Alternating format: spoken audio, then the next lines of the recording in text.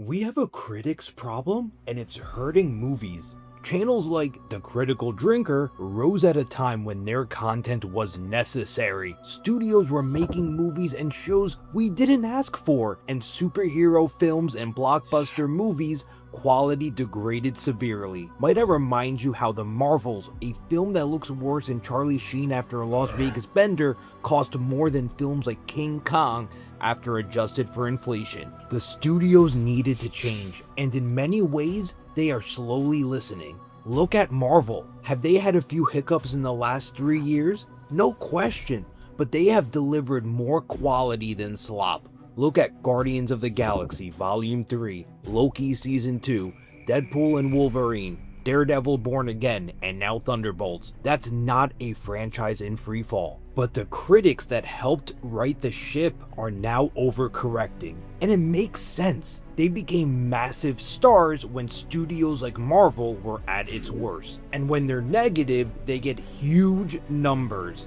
The Critical Drinker getting 2 million views on a 7-minute video can net him possibly anywhere from 6K and 10K.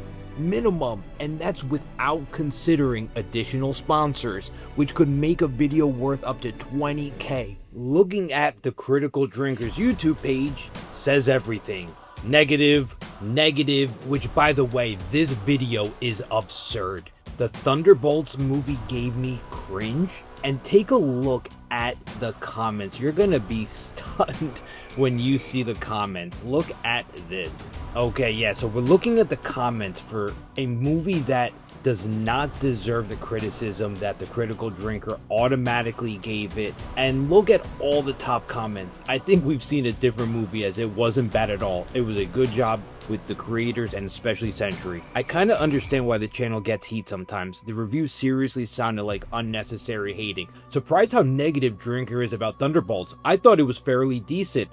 You get the point. On and on and on. But then we go back to the page, okay? Okay, I would say kind of positive versus negative, but negative, positive, surprising, negative, negative mixed with positive, negative. Now this stands out. Insulting Avengers Doomsday. Ugh. And it doesn't end. His whole channel is negative, and that is the case for many of these type of YouTubers. This is all they do, and it's beginning to hurt movies. That's overwhelmingly negative when there's been incredible TV shows and movies in the last few years. This seems like it was curated by a divorced Batman after discovering Reddit. The problem is, these YouTubers are riding the negative wave even when movies are good, and channels like this want movies to be bad. Look at how they refer to Avengers Doomsday as, nostalgia is all they have left. Except for the fact that, a multiverse saga was planned since before Endgame was released, and of course that would use old actors playing familiar and new roles, because every comic story ever approaching this subject does exactly that. Complaining about old actors in a multiverse movie is like saying porn shows too much skin. Do better. Not to mention, Avengers Doomsday sounds awesome. The MCU meeting the X-Men, Robert Downey Jr. coming back to play one of the most iconic villains in all of history, a character older than even Darth Vader.